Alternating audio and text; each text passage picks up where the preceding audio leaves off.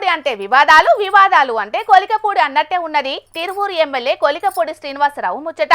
నిత్యం ఏదో ఒక దాంతోని వార్తలు ఉండు ఈ ఎమ్మెల్యే సార్కు అలవాటే ఉన్నట్టున్నది. ఇక ఇప్పుడు మళ్ళేం చేసిండంటారా? నేను చెప్పుడు కాదు గాని మీరేనుండ్రి.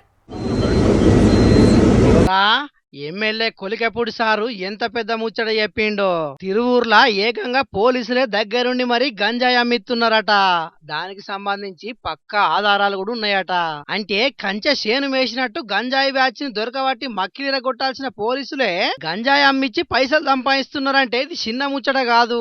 ఓదిక్కు హోంమంత్రి అనితక్కనేమో రాష్ట్రంలో గంజాయి మీద ఉక్కుపాదం మోపుతున్నాం, రాష్ట్రంలో మత్తు పదార్థాలే దొరకకుండా చేస్తున్నాం అని చెప్తున్నది. ఇంకో దిక్కేమో అధికార పార్టీ ఎమ్మెల్యే పోలీసులే దగ్గరుండి మరి గంజాయి అమ్మిస్తున్నారని అంటున్నాడంటే అసలుకు రాష్ట్రంలో ఏం జరుగుతున్నది, పోలీసులు ఏం చేస్తున్నారు అనేది హోంమంత్రి పట్టించుకుంటున్నట్ట, లేకుంటే ఏదో మీది మాటలు చెప్పి ఉత్తగానే ఊకుంటున్నట్ట అనేది ఆ పెరుమాళ్ళకే తెలవాలి. ఇక అసలు ముచ్చట ఏంటిదంటే చిల్లపల్లి రామకృష్ణ అనే టీడీపీ కార్యకర్త మీద ఆళ్ల పార్టీలు ఉన్నోళ్లే దాడి చేసిండ్రట.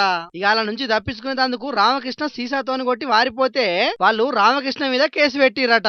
రామకృష్ణ ఫోన్ స్విచ్ ఆఫ్ వచ్చేటాలకు తల్లిని చెల్లెను పోలీస్ స్టేషన్ తీసుకొచ్చారట పోలీసులు. ఇక రాత్రి 9 దాటినా కూడా వాళ్ళని స్టేషన్ లోనే ఉంచటాలకు ఎమ్మెల్యే కొలికపూడి సారా చీట్ల పోలీసుల మీద గరానికి వచ్చిండు. ఇది ఇట్లుంటే ఇలా కొలికపూడి శ్రీనివాస్ సారు పంకపాటి పెద్ద లీడరు పెద్దిరెడ్డిని కలుసుడు పెద్ద చర్చకే దారి తీసింది. పంకపాటి నాయకుడు పెద్దిరెడ్డి రామచంద్రారెడ్డి అంటేనే చాలా మంది సైకిల్ పార్టీ లీడర్లకు మస్తు మంట. సందు దొరికితే చాలు అగ్గి మీద గుగ్గిలమన్నట్టే ఎగిరెగిరి పడతారు పెద్దిరెడ్డి మీద. అసొంటిది TDP MLA Kolikapudi Srinivasarao Rajahmundry airport లో కలిసి మాట్లాడే వరకు కొంతమంది సైకిల్ పార్టీ లీడర్లు దీని మీద గరంగరమే అవుతున్నారు.